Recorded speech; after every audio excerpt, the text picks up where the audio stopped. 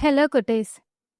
உங்க எல்லாருக்குமே சஹஸ்ரபத்ம லோகம் எப்படி இருக்கும், அதுல இருக்கக்கூடிய விஷயங்கள் என்னென்ன அப்படின்னு ஞாபகம் இருக்கும்னு நினைக்கிறேன்.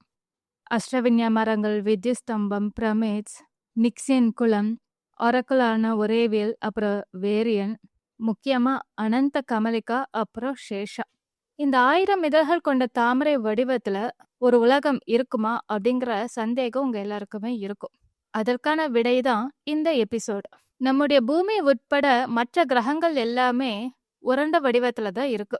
சூரியனும் அப்படிதான் இருக்கு, சந்திரனும் அப்படிதான் இருக்கு. ஆனா சஹஸ்ரபத்ம லோகம் மட்டும் தாமரை வடிவத்துல இருக்கு. அத பத்தி தான் நாம இன்னைக்கு இந்த எபிசோட்ல பார்க்க போறோம். முன்னொரு காலத்துல இந்த சஹஸ்ரபத்ம லோகம் உருண்ட வடிவத்துல தான் இருந்துச்சு. அந்த உலகத்துக்கு பேரு அனந்த வர்ணா.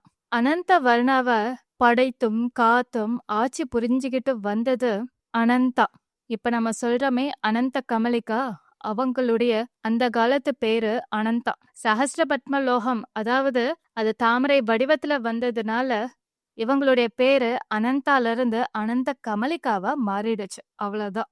அனந்தாவும் சேஷாவும் தான் அந்த அனந்த வர்ண உலகத்தை அதி அற்புதமா பாதுகாத்துக்கிட்டு வந்தாங்க. அதனால அந்த உலகத்துல வாழ்ந்த எந்த உயிரினங்களுக்கும் எந்தவித ஆபத்தும் வெளி உலகத்துல இருந்து வந்ததே கிடையாது. சேஷா எப்படி சஹஸ்ரபத்ம லோகத்தை தன்னுடைய உடம்பால் தாங்கிக்கிட்டும் தன்னுடைய தலையால் பாதுகாத்துக்கிட்டும் வராங்களோ அதே மாதிரிதான் இந்த அனந்த வர்ண உலகத்தையும் பாதுகாத்துக்கிட்டு வந்துச்சு. யாராவது எதிரிகள் அனந்த வர்ண உலகத்தை நோக்கி வராங்க அப்படின்னாவே சேஷா தன்னுடைய வாளை சுழற்றும். அதுல இருந்து எழும்புற காற்று எதிரிகளுடைய மனச கலங்கடிச்சு அவங்க தங்களுடைய நினைவுகளையே மறந்துடுவாங்க. ஏன் அங்க வந்தோம், எதுக்கு வந்தோன்னு எல்லாத்தையுமே மறந்துட்டு அதே இடத்துல தங்கிடுவாங்க. கொஞ்ச நாள் கழிச்சு அங்கேயே இறந்துடுவாங்க. அதையும் தாண்டி எதிரிகள் உள்ள வரப்போறாங்க அப்படின்னா சேஷா தன்னுடைய விஷத்தை கக்கும். அந்த விஷம் ஒரு மேகம் போல அனந்த வர்ணாவுடைய அந்த ஒட்டுமொத்த உலகத்தையுமே கவர்ந்து ஒரு கவசம் போல பாதுகாக்கும். அந்த கவசம் பளிங்கு கண்ணாடி போல இருக்கும். அதனால எதிரிகளுக்கு அங்க ஒரு உலகம் இருக்குது அப்படின்னு கூட தெரியவே தெரியாது. அதையும் தாண்டி போறாங்க அப்படின்னா அவங்க எங்கிருந்து வந்தாங்களோ அதே இடத்துக்கு திரும்பி போயிடுவாங்க. இல்ல ரொம்ப பலமான எதிரிகள் அவங்களால இன்னும் ஆபத்து இருக்குன்னு சேஷாவுக்கு புரிஞ்சுது அப்படின்னா அவங்கள கருந்துளைக்குள்ள தள்ளிடும். அவங்களால அங்கிருந்து மீண்டு வரவே முடியாது. இப்படிதான் சேஷா அனந்த வர்ணாவை பாதுகாத்துக்கிட்டு வந்துச்சு. அனந்த கமலிகா, அதாவது அனந்தா, அவங்கள பொறுத்த வரைக்கும் இந்த உலகமும் சரி, இந்த உலகத்துல வாழ்ற ஒவ்வொரு உயிரினங்களும் இவங்களுடைய குழந்தைகள் தான். தன்னுடைய குழந்தைகளுக்கு எந்தவித ஆபத்தும் வராம எப்படி ஒரு தாய் பார்த்துப்பாங்களோ அதே மாதிரிதான் அனந்தாவும் அனந்த வர்ண உலகத்தையும் அதுல வாழ்ற உயிரினங்களையும் அன்போடு பார்த்துக்கிட்டாங்க, பாதும் காத்தாங்க. இந்த அனந்த வர்ண உலகத்துக்கோ இல்ல அங்க வாழ்ற உயிரினங்களுக்கோ ஆபத்து வரப்போகுது அப்படின்னா அவங்களுக்கு கோபம் வரும். அவங்களுக்கு கோபம் வந்துச்சுன்னு வச்சுக்கோங்களேன், அவங்க பேச மாட்டாங்க. அவங்களுக்கு முன்னாடி அவங்களுடைய ஆயுதம் மட்டுமே பேசும். அவங்க கிட்ட 2 அதி அற்புதமான ஆயுதம் இருக்கு.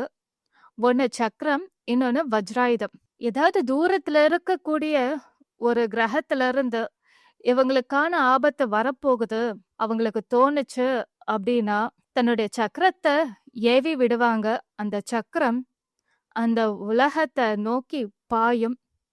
அந்த உலகத்தை நிர்மூலமாக்கிடும். அந்த உலகமோ அதுல வாழ்ந்த உயிரினங்களோ யாருமே அந்த சக்கரத்துல இருந்து தப்பிக்கவே முடியாது. அப்படி அதி அற்புதமான சக்கர ஆயுதத்தை வச்சிருந்தாங்க அனந்தா. அவங்க கிட்ட இருக்கக்கூடிய இன்னொரு முக்கியமான ஆயுதம் வஜ்ராயுதம். 2 பக்கமும் வாள் கத்தி உடையதுதான் இந்த வஜ்ராயுதம். அனந்தா தன்னுடைய வஜ்ராயுதத்தை எடுத்து ஒரு சுழற்றினாவே அதுல இருந்து வர காற்று பக்கத்துல இருக்கக்கூடிய கிரகங்கள் மற்றும் நட்சத்திரங்களுடைய இருப்பிடத்தையே திசை மாற்றிவிடும், தள்ளி விட்டுடும். அந்த வஜ்ராயுதம் அவங்க வீசினாங்க அப்படின்னா ஒவ்வொரு கிரகமும் 2ஆ பிளக்கப்படும். அந்த அளவுக்கு சக்தி வாய்ந்ததுதான் அந்த வஜ்ராயுதம். அனந்தா இந்த அனந்த வர்ண உலகத்த பாதுகாக்கணும் அப்படிங்கிறதுக்காக நெறைய தேவதைகள படைச்சாங்க. அந்த தேவதைகளும் அனந்தா மேல உள்ள மரியாதையினால அவங்களுடைய கடமைய செவ்வனே செஞ்சுகிட்டு வந்தாங்க. எந்த ஒரு குறைவுமே இல்ல. உலகத்துல இருக்கக்கூடிய எல்லா உயிரினங்களும் எல்லா வளத்தோடும் சந்தோஷமா வாழ்ந்துகிட்டு வந்தாங்க. அவங்களுக்கு ஆபத்துனா என்னன்னே தெரியாது. ஏன்னா வெளி உலகத்துல இருந்து ஆபத்து வரப்போகுது அப்படின்னா சேஷா இருக்காங்க, அப்புறம் அனந்தா இருக்காங்க. அவங்கள தாண்டி அங்க ஒரு அணுவும் அசையவே அசையாது. அந்த மாதிரி ரொம்ப அன்பாவும் பாதுகாப்போடும் பார்த்துக்கிட்டாங்க. இந்த தேவதைகள் எல்லாருமே தங்களுடைய கடமைய செவ்வனே செஞ்சுக்கிட்டு வந்தாங்க. சில தேவதைகளுடைய அதி அற்புதமான சேவையினால ரொம்பவே இம்ப்ரெஸ் ஆயி அனந்தா அவங்களுக்கு சில வரங்கள குடுத்தாங்க. சில பவர்ஸ் சக்திகள குடுத்தாங்க. அந்த சக்திகள் ஒவ்வொரு தேவதைகளுக்கும் பெருக ஆரம்பிச்சது. இது சில தேவதைகளுக்கு பொறாமையாவும் இருந்துச்சு. சில தேவதைகள் நாமளும் அதே மாதிரி நல்ல பேர் எடுத்து அந்த சக்திய வாங்கணும்னு எதிர்பார்த்தாங்க. சில தேவதைகள் அந்த தேவதைகள் கிட்ட இருந்து அந்த சக்திய பறிக்கணும்னு எதிர்பார்த்தாங்க. எப்படியாவது அனந்தாவ இம்ப்ரெஸ் பண்ணணும், அவங்க கிட்ட இருந்து நிறைய சக்திகளை பெறணும் அப்படின்னு நிறைய தேவதைகள் நினைக்க ஆரம்பிச்சாங்க. அதனால அவங்களுக்குள்ள ஒரு போட்டி மனப்பான்மை வளர ஆரம்பிச்சது. இன்னும் நல்லா எல்லா தேவதைகளும் வேலை பார்க்க ஆரம்பிச்சாங்க. தங்களுடைய கடமைய கரெக்டா செஞ்சு முடிச்சாங்க. அதனால அவங்களுக்கும் அனந்தா அவங்க கேட்ட சக்திகளை பரிசா கொடுக்க ஆரம்பிச்சாங்க. இது நாளுக்கு நாள் இவங்களுடைய ஆசையும் வளர்ந்துகிட்டே இருந்துச்சு. சக்திய அதிகமா அடையணுங்கிற ஆசை ஒவ்வொரு தேவதைகளுடைய மனசுலயும் கொழுந்து விட்டு எரிஞ்சது. அத மேலும் அடையணும், நம்மளை விட அதிக சக்தி வாய்ந்த தேவதை இந்த உலகத்துல இருக்கக்கூடாது அப்படின்னு நினைக்கிற அளவுக்கு ஒவ்வொரு தேவதைகளும் நினைக்க ஆரம்பிச்சாங்க. சில நல்ல தேவதைகளும் இருந்தாங்க. இப்படியே இவங்களுக்குள்ள போட்டி மனப்பான்மை வளர ஆரம்பிச்சது. தேவதைகள் நிறைய சக்திகளை பெற ஆரம்பிச்சாங்க. ஒரு கட்டத்துக்கு மேல இந்த உலகத்தையே தாங்களே ஆளணும் அப்படிங்கிற எண்ணத்தோடு வாழ ஆரம்பிச்சாங்க. இந்த அனந்த வர்ண உலகம் தேவதைகளுக்கு மட்டுமே சொந்தமானது, நாம தான் ஆட்சி புரியணும் அப்படிங்கிற எண்ணத்தை வளர்த்துக்கிட்டாங்க. இத பல தேவதைகள் ஆமோதிச்சாங்க. அதனால இவங்களுக்குள்ள ஒரு குழு ஆரம்பிச்சது. இவங்க எல்லாரும் ஒண்ணு சேர்ந்து முடிவெடுத்து அனந்தா தான் இந்த உலகத்தை படைச்சாங்க, பாதுகாத்துக்கிட்டு வராங்க. அவங்க தான் நம்மளை விட அதிக சக்தி வாய்ந்தவங்க. இங்க இருக்கிற உயிரினங்கள் எல்லாருக்குமே அனந்தாவை பற்றியும் தெரியும், சேஷாவை பத்தியும் தெரியும். அவங்க இங்க இருக்கிற வரைக்கும் இங்க இருக்கக்கூடிய எந்த உயிரினங்களும் நம்மள தெய்வமா மதிக்க கூட மாட்டாங்க. அதனால இவ்வளோ சக்தி கிடைச்சும் நமக்கு எந்த பிரயோஜனமும் இல்லைன்னு அவங்க பேசிக்க ஆரம்பிச்சாங்க. யாருக்கா இருந்தாலும் இந்த அங்கீகாரம் இருக்கு பாத்தீங்களா, அது ரொம்ப தேவை. சக்திகள் இருந்துட்டா மட்டும் போதுமா, அங்கீகாரம் தேவை இல்லையா? அதனால தேவதைகள் ஒன்று கூடி ஒரு முடிவு எடுத்தாங்க. அனந்தா இந்த உலக விஷயத்துல தலையிடவே கூடாது, தலையிடாம பாத்துக்கணும். அது மட்டும் இல்லாம இந்த உலகத்துல வாழ்ற எந்த ஒரு உயிரினங்களும் அனந்தாவை பற்றியோ சேஷாவை பற்றிய நினைவோ அவங்களுக்கு இனி எழும்பவே கூடாது அப்படிங்கிற முடிவுக்கு வந்தாங்க. அந்த நினைவுகள் அழிக்கப்பட்டாதான் நம்மள இவங்க எல்லாரும் தேவதைகள் அல்ல தெய்வம்னு ஏத்துப்பாங்க அப்படின்னு முடிவு பண்ணாங்க. அதனால அனந்தா மற்றும் சேஷாவை பற்றிய தகவல்கள், சரித்திரங்கள் எல்லாத்தையும் அழிச்சாங்க. ஒரு சுவடு கூட இல்லாம எல்லாத்தையுமே அழிச்சாங்க. இவங்களுக்கு இருக்கக்கூடிய சக்தியை பயன்படுத்தி அனந்தவர்ண உலகத்துல வாழ்ந்த உயிரினங்களுடைய மனசுல இருந்து நினைவுல இருந்து அனந்தாவையும் சேஷாவையும் ஒட்டு மொத்தமா அழிச்சாங்க.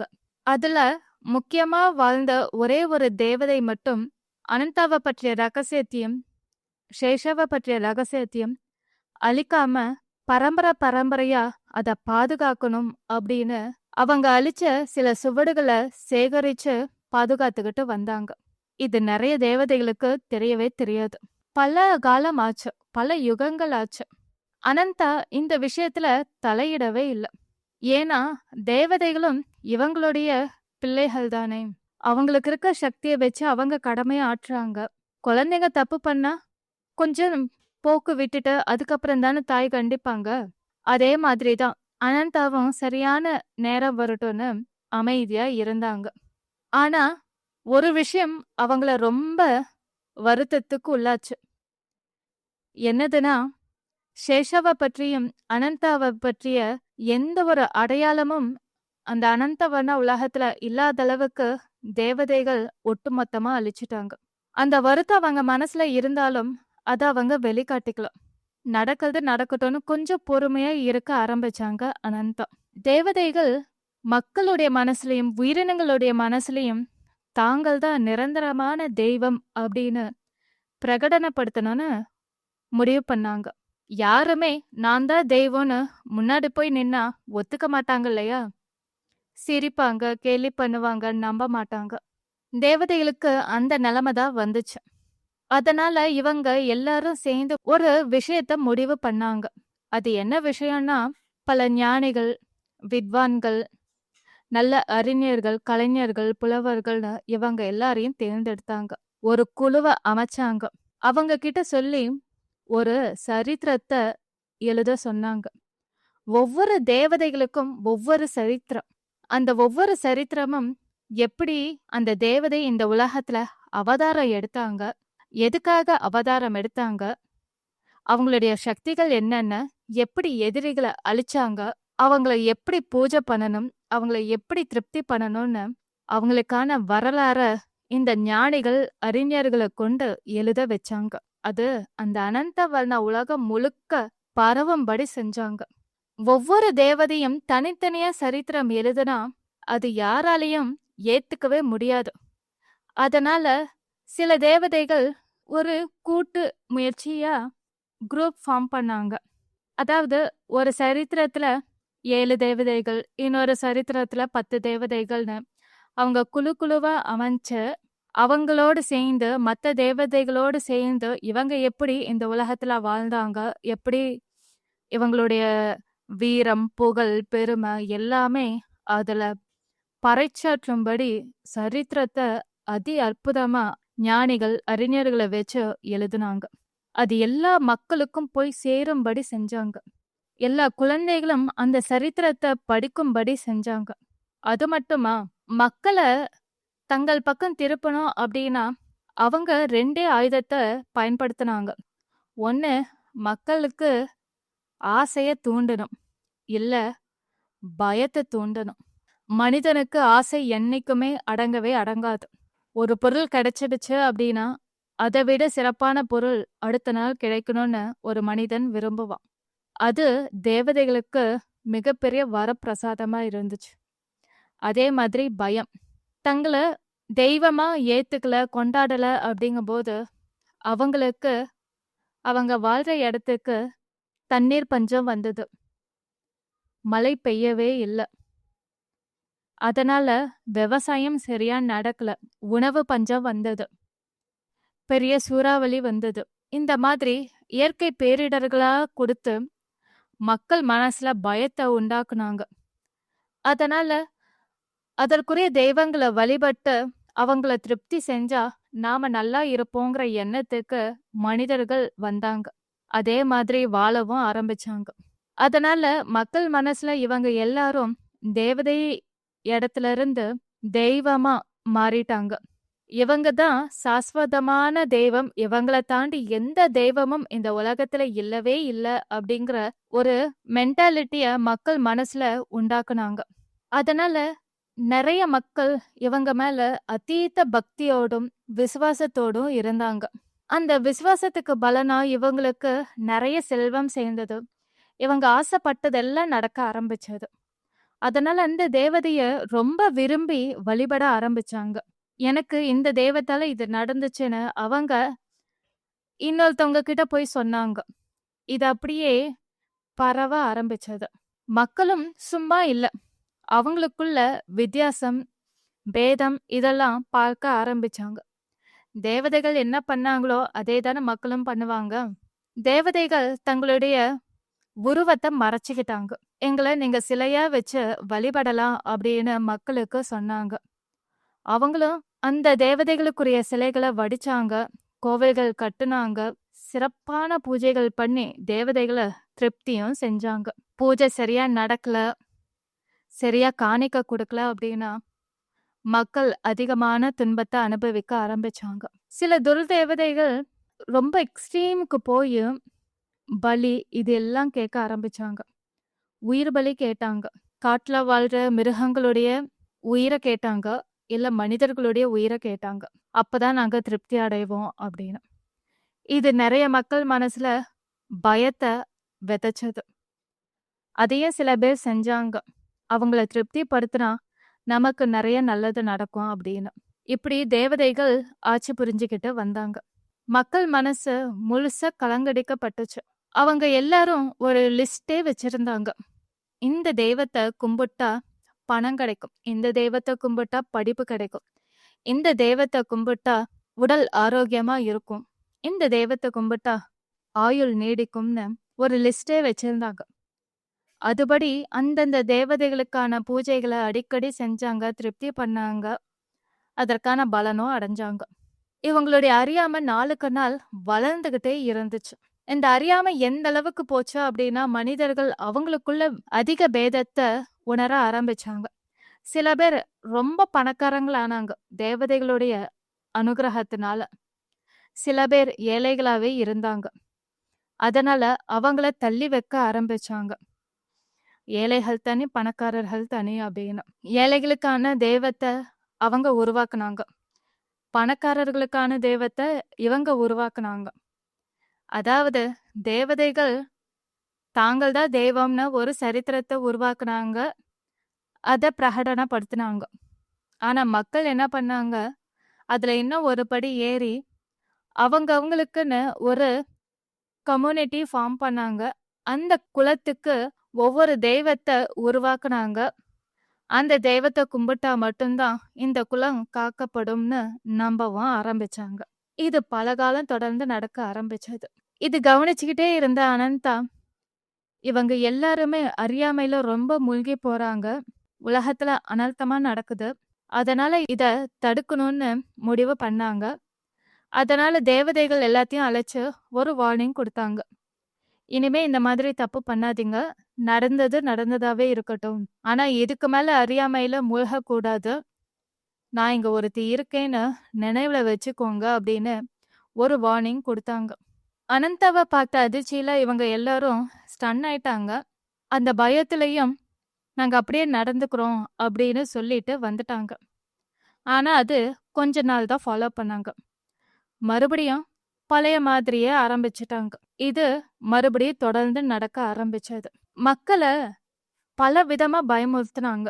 அவங்க எந்த தெய்வமும் வேண்டாம், எந்த தேவதையும் வேண்டாம், நான் சாமியே கும்பிடல அப்படிங்கும்போது அவங்களுக்கோ இல்ல அவங்களுடைய குடும்பத்தை சேர்ந்தவங்களுக்கோ நிறைய பாதிப்பு ஏற்பட்டுச்சு. உடல் பாதிப்பு, இல்ல உறவுல விரிசல், இல்ல செல்வக்குறைவு, இந்த மாதிரி நிறைய பிரச்சனைகள் அவங்க ஃபேஸ் பண்ணாங்க. அதனால வேற வழியே இல்லாம சமூகத்துக்காக, குடும்பத்துக்காக அப்படின்னு ஒவ்வொருத்தரும் மாத்தி மாத்தி அதே குழியில போய் விழ ஆரம்பிச்சாங்க. இந்த தெய்வத்தை கும்பிட்டாதான் நல்லது நடக்கும் அப்படின்னு அவங்க கண்மூடித்தனமா நம்பவும் ஆரம்பிச்சாங்க. ஒரே ஒரு தேவதையுடைய பரம்பரை மட்டும் அனந்தா மற்றும் சேஷாவை பற்றிய ரகசியத்தை பாதுகாத்துக்கிட்டு வந்தாங்க இல்லையா, அந்த பரம்பரையில பிறந்தவங்க தான் ஒரேவியல். ஒரேவியல் இவங்களுடைய கஷ்டம் நஷ்டம் எல்லாத்தையும் பார்த்துட்டு ஒரு புரட்சியை ஏற்படுத்தணும்னு முடிவு பண்ணாங்க. இதுக்கு மேல அனந்தாவை பற்றியும் சேஷாவை பற்றிய ரகசியத்தை நாம மூடி மறைக்க கூடாது, அது எல்லாருக்கும் தெரியப்படுத்தணும்னு அந்த முயற்சியில ஈடுபட்டாங்க. அனந்தாவை பற்றி சேஷாவை பற்றி சொல்ல ஆரம்பிச்சாங்க, பிரச்சாரம் பண்ணாங்க. சில பேர் நம்ப ஆரம்பிச்சாங்க. ஆனா தேவதைகள் சும்மா இருப்பாங்களா? ஒரேவியலை கைது பண்ணாங்க, அவங்களுடைய கண்ணை பறிச்சாங்க, பாதாள சிறையில அடைச்சிட்டாங்க. இருந்தாலும் அவங்க அம்மா சொன்னது ஒரேவியலுக்கு ஞாபகம் இருந்துச்சு. உனக்கு எந்த கஷ்டம் வந்தாலும் சரி, நீ அனந்தாவை மட்டும் மறந்துடாத, அவங்க எப்படி இருந்தாலும் உன்னை காப்பாத்துவாங்க அப்படின்னு. அதனால தனக்காக அனந்தா வருவாங்க, தங்களை காப்பாத்துவாங்க அப்படின்னு அவங்க நம்பிக்கையோடு பாதாள சிறையில இருந்தாங்க. இன்னொரு பக்கம் ஒரேவியலுக்கு இந்த நிலை வந்துடுச்சுன்னு அனந்தாவுக்கு கோபம் வர ஆரம்பிச்சது. இதுக்கு மேல பொறுமையா இருக்கக்கூடாது அப்படின்னு மறுபடியும் தேவதைகள அழைச்சாங்க, பேசினாங்க. நீங்க பண்றது சரியில்லன்னு கோபமா பேச ஆரம்பிச்சாங்க. அப்போ தேவதைகள் பயப்படல. அவங்களும் எதிர்த்து பேச ஆரம்பிச்சாங்க. இது இனிமே எங்களுடைய உலகம். உங்களுக்கு இருக்கிற சக்திக்கு உங்களால புது உலகத்த உண்டாக்கி வாழ முடியும். இந்த உலகத்த நாங்க ஆள ஆரம்பிச்சுட்டோம். இது இந்த ஒட்டுமொத்த அனந்த வல்டாவே எங்களுடைய கட்டுப்பாட்டுல தான் இயங்கிக்கிட்டு இருக்கு. அதனால நீங்க விட்டு கொடுத்து இந்த அனந்தாவை விட்டு வெளியே போயிடுங்க அப்படின்னு எல்லா தேவதைகளும் இப்போ ஒற்றுமையாயி பேசினாங்க. என்னால எங்கேயும் போக முடியாது. நான் இங்க தான் இருப்பேன் அப்படின்னு அனந்தா சொல்லிட்டாங்க. நீங்க உங்களுடைய வழிய மாத்திக்கல அப்படின்னா நான் மாத்த வைப்பேன்னு அவங்க கடைசி வார்னிங் கொடுத்தாங்க. தேவதைகள் எல்லாரும் அந்த கடைசி எச்சரிக்கையோட பயந்துகிட்டு அவங்க எல்லாரும் அமைதியா வெளியே வந்தாங்க. இவங்க எல்லாரும் சேர்ந்து ஒரு மீட்டிங் போட்டாங்க, பேசினாங்க. அனந்தா இனிமே இந்த உலகத்துல இருக்கவே கூடாது. அவங்கள எதிர்த்து நாம சண்டை போட முடியாது. ஆனா அவங்கள வெளியே அனுப்பணும் அப்படின்னா நம்ம கிட்ட ஒரே ஒரு வழிதான் இருக்கு. இந்த உலகத்துல வாழ்ற உயிரினங்களை அழிக்க ஆரம்பிச்சாதான் அவங்க நம்முடைய குழந்தைகளுக்கு ஆபத்து வந்துடுச்சு, நாம இனிமே இங்க இருக்க வேண்டாம் அப்படின்னு கிளம்புவாங்க அப்படின்னு தேவதைகள் யோசிச்சாங்க. ஆனா அது தப்பான யோசனைன்னு அவங்களுக்கு அப்போ புரியவே இல்லை. அதனால தேவதைகள் எல்லாரும் மக்களை அழிக்க ஆரம்பிச்சாங்க. பூகம்பம் வந்துச்சு, பேரிடர்கள் வந்துச்சு, வெள்ளம் வந்துச்சு. அதுல லட்சக்கணக்கான கோடிக்கணக்கான மக்கள் கன நேரத்துல அழிக்கப்பட்டாங்க. அனந்தாவால அதெல்லாம் தாங்கிக்கவே முடியல. ஒவ்வொரு உயிரினங்களும் அழியறத பார்த்து அவங்க ரொம்ப வேதனையோடு அவங்களுடைய கோபம் அதிகமாயிக்கிட்டே இருந்துச்சு. அனந்தா மறுபடியும் அசரீரியா பேசினாங்க. இதுக்கு மேல எந்த உயிரினத்தையாவது அழிச்சுங்க அப்படின்னா நடக்கிறதே வேற அப்படின்னாங்க. நீ இந்த உலகத்தை விட்டு போனாதான் இவங்க எல்லாரும் நல்லா இருப்பாங்க அப்படின்னு தேவதைகள் ஒற்றுமையா குரல் எழுப்புனாங்க. எழுப்புனது மட்டும் இல்லாம தேவதைகள் மறுபடியும் அதே வேலைய தொடர்ந்து செஞ்சாங்க. இத பார்த்துக்கிட்டே இருந்த அனந்தா உடனே சேஷாவை அழைச்சாங்க. தன்னுடைய வாகனமான சேஷாவில ஏறி அமர்ந்த அனந்தா, எல்லா உயிரினங்களையும் அழிக்கிற அளவுக்கு நீங்க துணிஞ்சிட்டீங்க. இந்த உலகமும் சரி, இந்த உலகத்துல வாழ்ற ஒவ்வொரு உயிரினங்களும் என்னுடைய உடம்பு. அவங்களுக்கு எனக்கும் எந்த ஒரு வித்தியாசமும் இல்ல. அவங்கள இப்படி துன்புறுத்த உங்களுக்கு எப்படி மனசு வந்துச்சு? உங்களையும் அவங்களையும் நான் ஒன்னாதான் பார்த்தேன். ஆனா இதுக்கு மேல என்னால பொறுத்துக்க முடியாது அனந்தா சொன்னாங்க. எங்களாலையும் பொறுத்துக்க முடியாது. இனி இந்த உலகம் எங்களுக்கு மட்டுமே சொந்தமானது. எல்லா உயிரினங்கள் அழிஞ்சாலும் நாங்க இந்த உலகத்தை ஆளுவோம், நாங்களே உருவாக்கிக்குவோம் அப்படின்னு ரொம்ப அகங்காரத்தோடு எல்லா தேவதைகளும் பேசினாங்க. அதை கேட்டதும் அனந்தா சிரிச்சாங்க. உங்களால படைக்க முடியுமா அப்படின்னு. உங்களை படைச்சதே நான் தான், உங்களை பாதுகாத்ததும் நான் தான். உங்களுக்கு அழிக்கிற சக்தி இருக்கும்போது அதே சக்தி எனக்கும் இருக்காதா என்ன அப்படின்னு சொன்னவங்க தன்னுடைய வஜ்ராயுதத்தை உருவனாங்க, ஒரு சுழற்றுனாங்க. தேவதைகள் சிதறி பறந்து போனாங்க. சில தேவதைகள் அதே கணத்துல அழிஞ்சாங்க. நீங்க இதுவரைக்கும் இந்த உலகத்தையும் சரி, இந்த உலகத்துல வாழ்ந்த உயிரினங்களையும் அழிச்சிட்டீங்க. இது என்னுடைய டோன். இந்த உலகத்துல யார் இருக்கக்கூடாதுன்னு நான் தான் முடிவு பண்ணுவேன் அப்படின்னு சொல்லிட்டு சேஷாவ காலால ஒரு தட்டு தட்டினாங்க. சேஷா அனந்த வர்ணாவ வலம் வர ஆரம்பிச்சது. ஒரு சுற்றுக்கு அனந்தா தன்னுடைய வஜ்ராயுதத்தை 50 முறை சுழற்றுனாங்க. அதனால ஒரு சுற்றுல மட்டும் 100 முறை பிளவு ஏற்பட்டுச்சு. இதே மாதிரி சேஷா அனந்த வர்ணாவ 10 முறை சுற்றி வந்துச்சு. ஒவ்வொரு முறைக்கும் 50 முறை அனந்தா தன்னுடைய வஜ்ராயுதத்தை சுழற்றினாங்க. அதனால ஒவ்வொரு சுற்றிலும் 100 பிளவுகள் ஏற்பட்டுச்சு. அதுவே 1000 இதழ்கள் கொண்ட தாமரை வடிவத்தை உருவாக்குச்சு. அந்த வஜ்ராயுதத்தை சுழற்றும் போது அனந்தா அணிஞ்சிருந்த முத்துமணி மாலையும் அறுபட்டுச்சு. அவங்களுடைய கருமேகம் போல் நீண்டு வளர்ந்திருந்த அவங்களுடைய கூந்தல்ல இருந்தும் சில முடிகள் அறுபட்டுச்சு. அது எல்லாமே அனந்த வர்ணால விழுந்தது. சில தேவதைகள் எங்களை அழிச்சாலும் நாங்க மறுபடியும் பிறப்போம், வந்து இந்த அனந்த வர்ணாவை ஆளுவோம் அப்படின்னு உறுதியா சொன்னாங்க. அதை கேட்ட அனந்தா படைத்தல், காத்தல், அழித்தல் எல்லாமே என் கையில மட்டும்தான் இருக்கு. நீங்க எல்லாரும் நல்லவர்களா, நல்ல தேவதைகளா இருப்பீங்கன்னு தான் நான் படைச்சேன். உங்களுக்கான சக்திய குடுத்தேன். என்னைக்கு அது துஷ்பிரயோகம் செஞ்சு துஷ்ட தேவதைகளா உருமாறுனீங்களோ, உங்களுக்கு அழிவு நிச்சயமாயிடுச்சு. இனி நீங்க இந்த உலகத்துல பிறக்கவே முடியாத அளவுக்கு செய்யவும் எனக்கு தெரியும் அப்படின்னு அவங்களுடைய ஆத்மாக்களை பிடித்து கல்லுல அடைச்சாங்க. இப்போ ஒட்டுமொத்த அனந்த வர்ண உலகத்திலயுமே எல்லா உயிரினங்களும் துஷ்ட தேவதைகள் எல்லாருமே அழிக்கப்பட்டாங்க, ஒருத்தரை தவிர. அதுதான் பாதாள சிறையில அடைஞ்சிருக்க ஒரேவியல். அனந்தா, நம்மளாலதான் இந்த உலகம் இப்படி தப்பான வழியில திசை மாறி போயிடுச்சோன்னு நினைச்ச அவங்க ரொம்ப வருத்தப்பட்டு அழ ஆரம்பிச்சாங்க. அந்த ஆற்றாமைய அவங்களால வெளிகாட்டாம இருக்கவே முடியல. அவங்களுடைய அழுகை, அந்த கண்ணீர் துளிகள் ஒரு குளமா மாறுச்சு. அந்த குளம் காட்டாற்று வெள்ளமாகி அனந்த வர்ணாவ சூழ ஆரம்பிச்சது.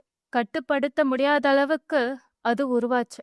அத கவனிச்ச சேஷா தன்னுடைய விஷத்தை பாதுகாத்து அதுல உருவாக்குன தன்னுடைய மாணிக்கத்தை எடுத்து அனந்தாவுக்கு பரிசா கொடுத்துச்சு. அத வாங்கி தன்னுடைய கையில ஏந்தினதும் தன் மனச வெகுவா தேற்றிக்கிட்டாங்க. சுற்றி என்ன நடக்குதுன்னு புரிஞ்சுக்கிட்டாங்க. இனிமே நான் அழக்கூடாது, நான் அமைதியா இருக்கணும் அப்படின்னு முடிவு பண்ணாங்க. அந்த மாணிக்கத்தை மோதிரமா தன்னுடைய விரல்ல அணிஞ்சுக்கிட்டாங்க. அதுக்கப்புறம் இனி இந்த உலகத்தை புதுசா உருவாக்குவோம்னு முடிவு பண்ணாங்க. நினைச்சதும் அவங்க கழுத்துல அணிஞ்சிருந்த முத்து மாலை உதிர்ந்துச்சு இல்லையா, அந்த 108 முத்து மணிகளும் 108 பிரமிட்ஸ்களா உருவாச்சு. அவங்க கூந்தல இருந்து வஜ்ராயுதத்தால வெட்டப்பட்டு உதிர்ந்த முடிகள் எல்லாமே அந்த காட்டாற்று வெள்ளத்தை அடக்குற மாதிரி அந்த பிரமிட்ஸ்களை சுத்தி 108 விதி ஸ்தம்பங்களா உருவாச்சு. அனந்தாவின் கண்ணீரில் மிதந்ததுனால அந்த விதி ஸ்தம்பத்தின் மேல அதி அற்புதமான அஷ்டவின்யா மரங்கள் வளர ஆரம்பிச்சது. காட்டாற்று வெள்ளம் போல இருந்த அந்த கண்ணீர் இப்போ குளமா மாறிடுச்சு. அதுதான் நிக்சியன் குளம். சேஷா இது அதி அற்புதமான காட்சியை பார்த்து ரொம்ப பிரமிப்போடையும் சந்தோஷத்தோடையும் பார்த்துச்சு. அனந்தா சேஷாவை பார்த்து, எனக்காக இந்த மாணிக்கத்தை கொடுத்ததுக்கு ரொம்ப நன்றி சேஷா. நான் உனக்கு ஒரு கட்டளை இட போறேன். அந்த கட்டளைப்படியே நீ நடந்துக்கணும் அப்படின்னு சொன்னாங்க. அதுக்கு நான் தயாரா இருக்கேன் அப்படின்னு சேஷா சொல்லுச்சு. என் கண்ணீரால் இந்த அனந்த வர்ணா மூழ்கினதுனால இது மேலும் விரிவடையும். அதனால உன்னுடைய உடலும் இதை தாங்கிறதுக்கான வலுவோடு மேலும் விரிவடையும்னு சக்தியை கொடுத்தாங்க. அது மட்டும் இல்லாம இனி இந்த உலகத்தை பாதுகாக்க போறது நீதான். ஆனா அந்த விஷயம் இனி இந்த உலகத்துல பிறக்கக்கூடிய எந்த உயிரினங்களுக்கும் தெரியாது, தெரிய போறதும் இல்ல அப்படின்னு அனந்தா சொன்னாங்க. அதனால உன்னுடைய உடம்பு பளிங்கு கண்ணாடி போல மாறட்டும் அப்படின்னு அதை மாத்துனாங்க. சேஷா அதை மனப்பூர்வமா ஏத்துக்கிட்டாங்க. அதுக்கப்புறம் முக்கியமான விஷயத்த சொன்னாங்க. இந்த உலகத்துல எந்த விஷயம் நடந்தாலும் சரி, நல்லதோ கெட்டதோ எது நடந்தாலும் சரி, இல்ல எதிரிகளே வந்து இந்த உலகத்தை தாக்க வந்தாலும் சரி, என்னுடைய கட்டளை இல்லாமல் நீ உன்னை வெளிக்காட்டிக்கவே கூடாது. உன்னுடைய இருப்பிடம் யாருக்குமே தெரியவும் கூடாது. நீ இங்கதான் இருக்கிற, இந்த உலகத்தை பாதுகாக்கிற அப்படிங்கிற விஷயம் உனக்கும் எனக்குமான ரகசியமாவே காலத்துக்கும் இருக்கணும் அப்படின்னு சொல்லிட்டாங்க. இப்போ புதுசா உருவாகி இருக்கிற இந்த உலகத்துக்கான பேரு சஹஸ்ர பத்மலோகம். இனி என்னுடைய பெயர் அனந்த கமலிகா. நீ உன்னுடைய கடமையை செய்ய போகலாம் அப்படின்னு சேஷாவை விடைபெற சொன்னாங்க அனந்தா. அனந்த கமலிகா இன்னும் ஒரு கடமை இருக்கு இல்லையா, ஒரேவியலை வர வச்சாங்க.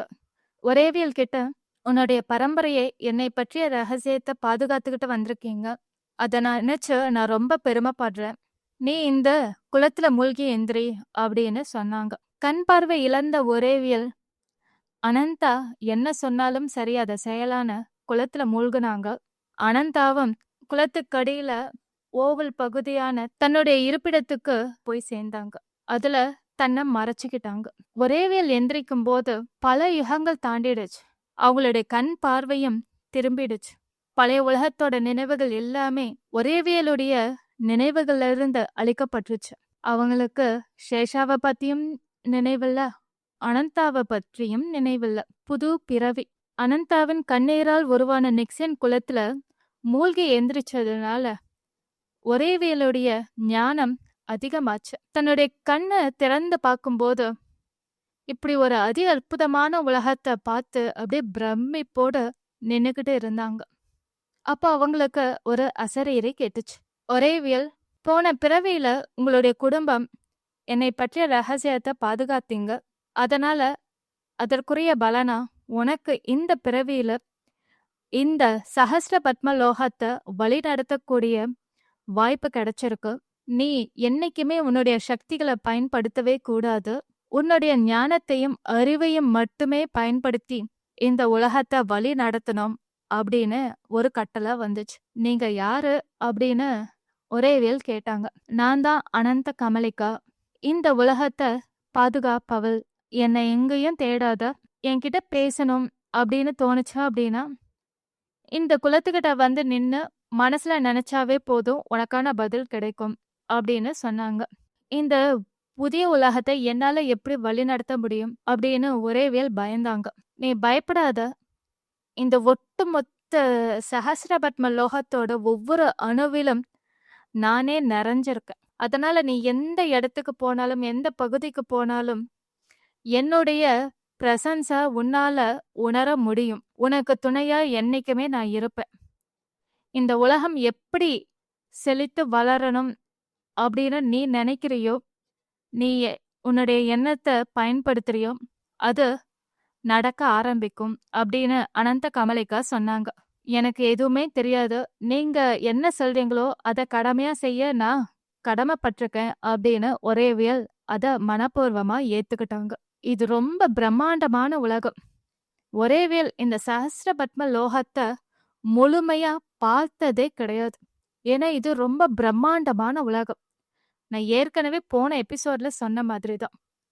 அப்படி இந்த அதி அற்புதமான உலகத்துல எப்படி நாம வழிகாட்ட முடியும் அப்படின்னு அப்பப்ப திணறுனாங்க. அப்போ அனந்த கமலிகா ஏதாவது ஒரு ரூபத்துல வந்து அவங்களுக்கு நான் துணையாதான் இருக்கேன் அப்படின்னு அவங்களுக்கு நம்பிக்கைய கொடுத்தாங்க. அனந்த கமலிகா கொடுத்த கட்டளையை நிறைவேற்றணுங்கிறதுக்காக ஒரேவியல் முடிஞ்ச அளவுக்கு எல்லா பகுதிகளையும் போய் பார்த்தாங்க. அத 10 நிலைகளா இருக்கிறதையும் உணர்ந்தாங்க.